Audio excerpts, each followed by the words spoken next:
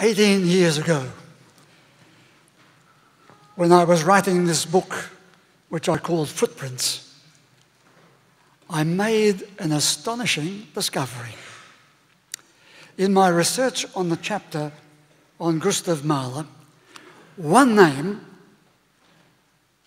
jumped out in front of me. One name. And that one name catapulted me back to one of my teenage memories. I was 14 years old, sitting on my own in a rather crummy country cinema, watching a film called The Song of Bernadette. It was at the age of 14 that Bernadette, this girl Bernadette, believed that she saw Mary, the mother of Jesus, appear in a cave in the village of Lourdes in France. She was convinced that this was not only a vision for her, to heal her of her illness, but it was a vision to direct her life into a convent, and it was a vision to be alive for people the world over. And of course, dare I say, the Catholic Church, which is often all too ready to perpetuate the idea of a miracle, proclaimed it as such. And millions of people have visited Lourdes over the subsequent 140 years in search of healing. These days, the crowds have dwindled because rarely is any healing found. The dream of being miraculously healed by the pilgrimage has lost its appeal and lost its power. So there I was at that young age, watching that film, and then waiting my chance, would you believe it, to buy the book upon which the film was written. It was written by that person, that one name, Franz Werfel, W-E-R-F-E-L, who would otherwise, I think, have been completely forgotten through the years, except he became the third husband of Elma Mahler. Elma Mahler was the only wife of Gustav Mahler. The book is the story of this young girl wrestling with frailty and illness. And it is the story, as I say, of millions after her, with a dream. People with a dream that their illness or their disability would, please God, be miraculously cured, and they would be released into a new life. The dream is surely what everyone would dream if you're in that position. Many of us have dreams like that. That the God up there, or the God out there, or the God somewhere will give some quietness to our mind, will bring some healing to our cancered father or whoever, will give some marvelous insight to us. And so amongst you young people, so that we'll pass the tests, pass all the examinations without doing any homework. Please God, may that be so.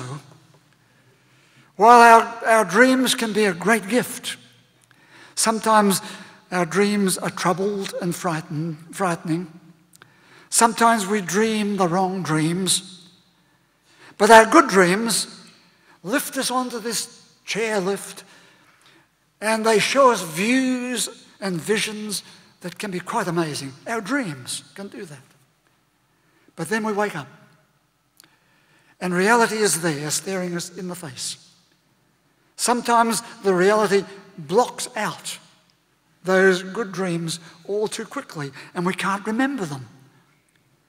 But at other times, the dream carries us forward, and we say, if only those dreams would come true. Every young person knows that they don't have to go to sleep to dream. We dream, we daydream. You dream of what you'll get for Christmas. You dream of who you're going to marry when you grow up. You dream of being a famous person, a great singer, whatever. You dream of writing a beautiful piece of poetry, a beautiful story. But when you're old, look at us. You stop dreaming. Do you believe it? You stop dreaming when you're old. Because we run into all those blocks and barriers. We get overwhelmed by our traumas and tragedies. We think of what we've lost rather than waiting for the dawn to bring, or the midnight that opens up a new day, as Marla said. Old as we are, we once had a dream. But now so often the dream gives way to the dread. So I'd like to remind all the older people here today of the importance of the dream. Your dreams. And if you're dreaming bad dreams, troublesome dreams, give your mind an instruction. Tonight, let us dream good dreams. This month, as I've mentioned at St. Michael's, we've been pausing each week to remember Gustav Mahler, the great composer of 10 symphonies that some have said have changed the world. He died in May 1911, 100 years ago. He was confronted with many disasters, many distressing events, many terrible traumas.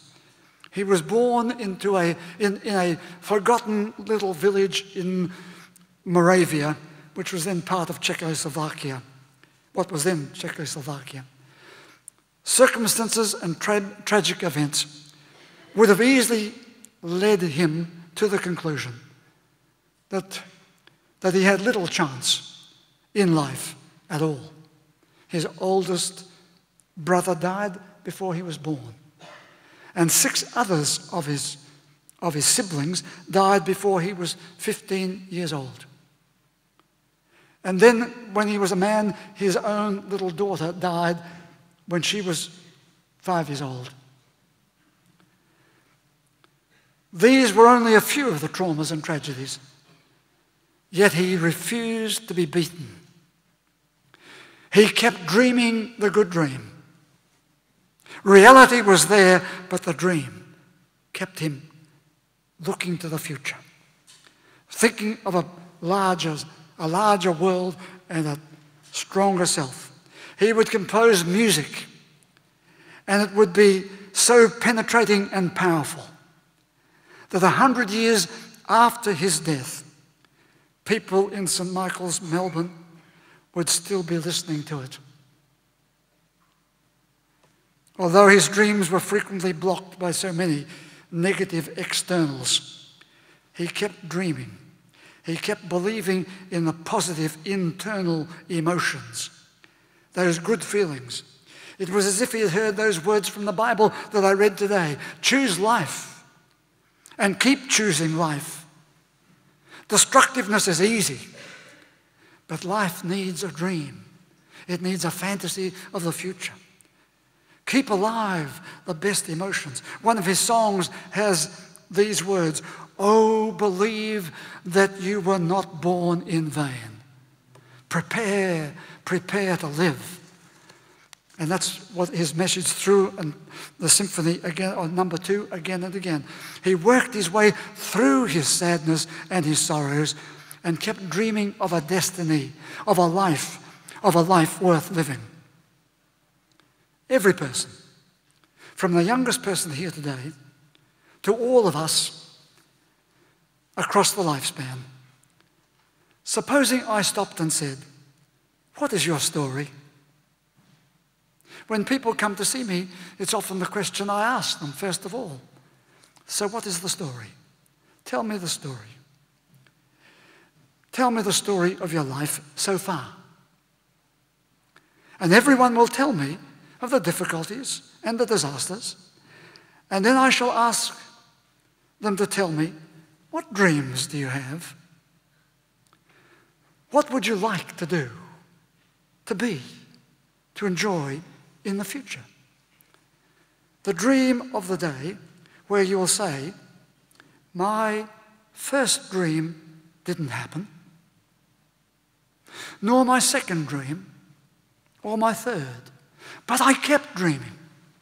I kept dreaming, and I came to my 23rd, my 230th dream, and I heard one part of myself say to the other part, this is what you can create.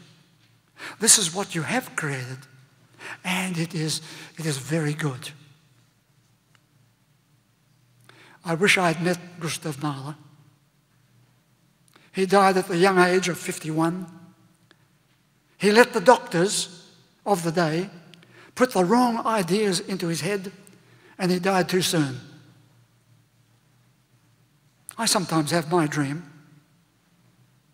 And in my dream, I walk into the room where Gustav Mahler is dying. And he opens his eyes, and he stares right at me and says, I hoped you would come. Because if you had not come, who would tell the people of St. Michael's 100 years from now the astonishing significance of my second, no, my fourth, no, my eighth symphonies? So why do I wish I'd met him? Because he was one person who opened up a new world to me and to many. And in a special way, he shone a light on the evolution of the human spirit out of the darkness into which we can so often be long-term dwellers. Others have done that too, opened up a world in different ways. Galileo did it with his telescope. The Dutchman Janssen did it when he devised the microscope. Alexander Bell did it when he invented the telephone and the microphone. Where would young people be today without the telephone and the microphone? Where would we all be? The German Röntgen gave us the X-ray. All of these people peering into what we can't see, opening up a different world. Christopher Columbus, the great explorer, brought a new world, the geography of the world. And the Wright brothers, they opened up the aeroplane and flight. And then there was Mahler.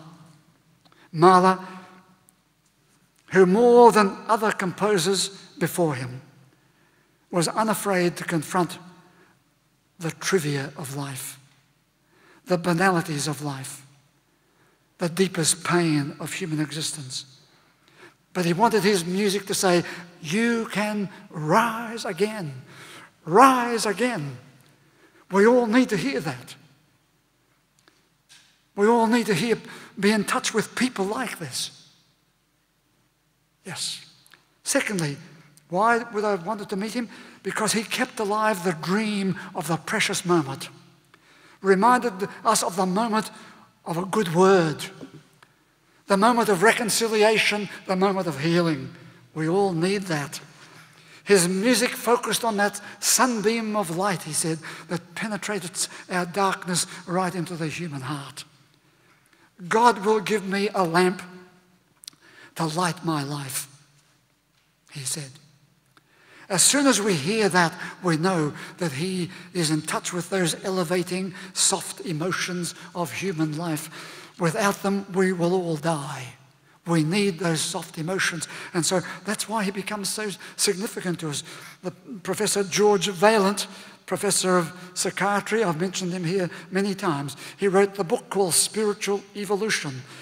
And he said this: the positive emotions, the soft emotions, are not just nice to have. They are essential for human survival. And what are those positive emotions? They are the emotions of tenderness, of compassion, of caring, of love, of joy, of elation, of wonder, of awe, of quietness, of contentment. They stand in contrast, don't they, to the negative emotions, resentment, anger, hate, fear, rage. No, give me back those good, soft, positive emotions. If you stick with the negatives, we ultimately destroy each other and ourselves. But embrace the positives. Embrace those positive emotions. And you become participants in the energy of faith. You become participants in the energy of healing. You become participants in the energy of life. Thirdly, I would have liked to have met him because he had such a strong sense of who he was and that his destiny was there for him to realize, to create. I like that. If only more of us could follow him, to have a good sense of who we are and believe that we can create something good. Many people know and they dream of what might have been, but Marla kept alive the strength of the inner spirit which led him to say, this is what will be. At our Sage gathering on Friday last, I described one of the latest programs that have been adopted by the United States Army. They are teaching their soldiers how to keep alive the human spirit, how to strengthen the resilience of the human spirit. Over 1 million American soldiers are going backwards and forwards to the war zones, Iraq, Afghanistan, or where, and then they come home, and then they go back and home. They call it the rotation of duty. But in that process, these men lose that inner spirit. They've been injured, they've seen the dreadful. And so the strength of their inner spirit begins to drain away. Now they're spending over $1 million, $1.25 million to teach young men and women, soldiers, how to keep alive the human spirit. Because if they don't do this, they develop illnesses and some of them die too soon. So the army recognized that many of their soldiers were giving up because of that endless process, because of their injuries, because of their loss, the loss of who they were really meant to be. I frequently return to that marvelous little book called The Little Prince. I've mentioned it here many times. And especially to the part where the little prince meets the fox for the first time. The little prince, remember, has come from another planet, so he knows nothing about the earth. And he's full of uncertainty. But the fox was very clear. He was very clear about who he was, a fox.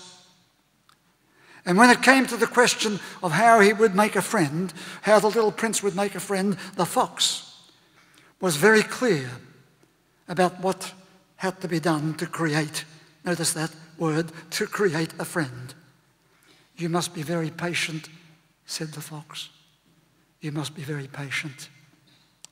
First, you will sit down at a little distance from me, like that, in the grass. And I will look at you out of the corner of my eye,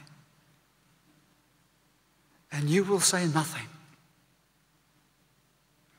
Words are the source of misunderstandings, said the fox. But you will sit a little closer to me every day. So you see, the fox has a strong sense of who he was and a strong sense of how even a fox can create a friendship. That's good. The fourth reason I would have wished to have met Marla Of course, that's impossible and that's stupid. You could tell me that. But I would like to meet people like him, wouldn't you? For this fourth reason. Because he saw the importance of the human heart. He wanted people to open their hearts, to be generous, to be creative, to be inspiring in their hearts. Because so often we close our hearts down and we shrivel up inside. Perhaps it was so then as now that there was too heavy an emphasis on the head, people's heads, and not enough emphasis on their hearts. You might have read the piece in the newspaper this last week where Professor Avni Sali was being interviewed. Professor Sali, he was the son of a market gardener up in Shepparton. He had difficulty getting into medical school, but he got there. And he became the professor of surgery. And now he's the professor of integrative medicine out at Hawthorne. He's also spoken here in this church on a couple of occasions and wears one of the St. Michael's medallions. Well, in the paper last week, they asked him the question, something like this: what's one of your dreams? And he said, I dream that one day they would abolish all formal homework for school children. Did you hear that? Did you hear that? Well, you might have wanted to applaud me at that point, because I wanted to applaud Avni Sali when he said that, because this schoolwork, homework after school, in my view, is really madness. We've worked the kids all day. Now you go home and 3 hours of homework. It is ludicrous. Avni Sali was saying, would you send your kids out and teach them how to grow tomatoes, teach them how to grow trees, show them the world, help them to understand this marvelous creation, help them to create good friendships, rather than sitting at home plugged into their brains, their mind? He was saying there's too much insistence on the head, and that so often can mean we neglect the heart. The story is well told, isn't it, in The Wizard of Oz? Do you remember it? There's one lad in there called Tin Woodman, and he kept losing parts of himself, and the tinsmith kept putting things back, and at length he lost his heart, but the tinsmith couldn't put his heart back. And he so much wanted to have his heart, because it was with the heart that he could love the girl he intended to marry. The Oz story, however, also told of the straw man who didn't have a brain. And he says that having a brain is surely more important than having a heart. For without a brain, you would not know what to do with your heart. Well, we see many people with brains and don't know what to do with their heart, and we see many people without brains. But Tin Man, having had both heart and brain once, says he prefers the heart, because the heart is necessary to love, the soft emotions. And loving, he says, is what brings real happiness. Perhaps like Gustav Mahler, this reminds us that of course the brain is vital. I couldn't stand here without a brain, nor could you be sitting there listening to me without a brain. But the heart is often neglected. That's what the fox said, really. When all human beings, you see, are so full of the head that they forget to soften the heart. And the heart is where all human beings are inspired and enhanced. So his music was certainly for the intellect, the head, but it was always an invitation to open the heart, to let the heart be full, to let the heart flourish, to let all of life evolve out of those darkest times and to experience the promise of the dawn.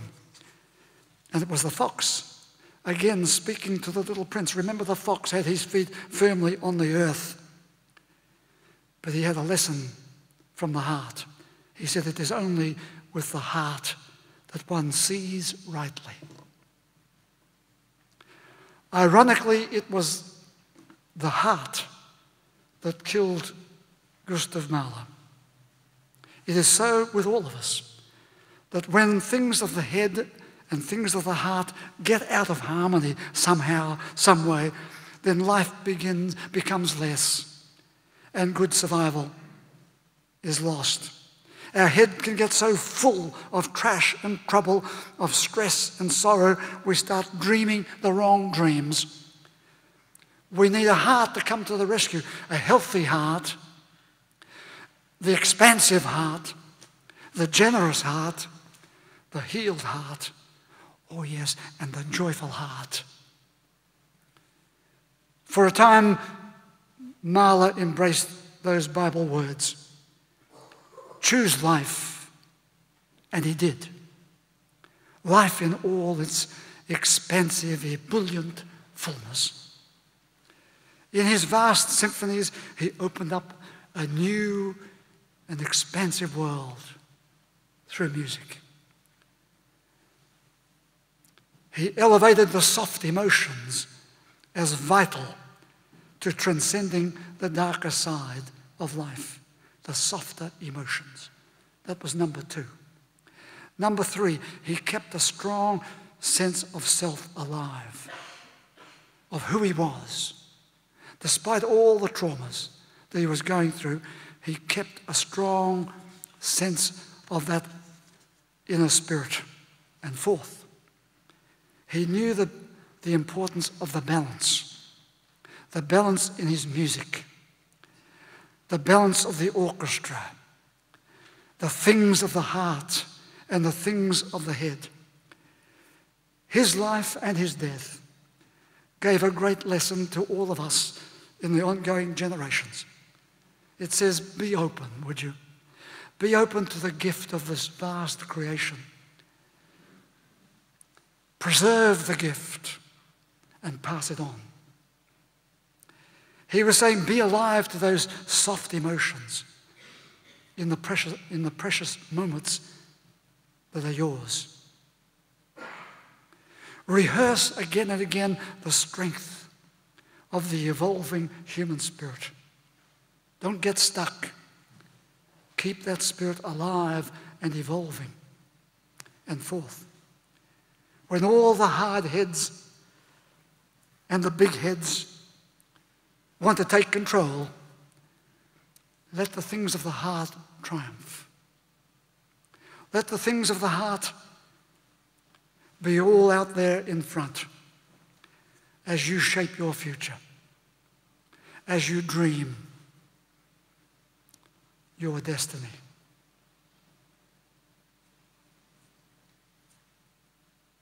Would you please stand?